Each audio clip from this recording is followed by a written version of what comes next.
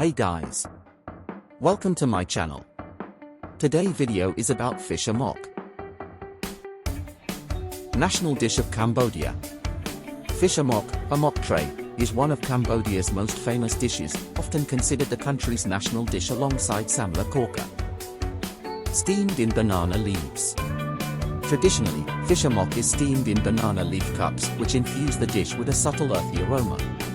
The leaves also make for a beautiful, eco-friendly presentation. Rich and creamy coconut base.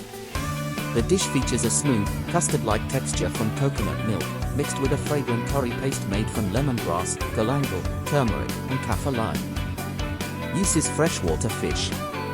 The most common fish used is snakehead fish or catfish, but other white fish like tilapia or cod can also be used. Distinct from Thai curries. Unlike Thai curries, which are soupy, fish amok has a thicker, mousse-like consistency due to the addition of egg or sometimes pounded fish paste. Non-spicy but flavorful. While it's a curry, fish amok is not very spicy. Cambodian cuisine focuses more on aromatic herbs than heat. Key ingredient: crowan. The curry paste, crowan, is the heart of the dish, made with fresh ingredients like lemongrass, garlic, shallots, turmeric, and sometimes shrimp paste. Often served at special occasions.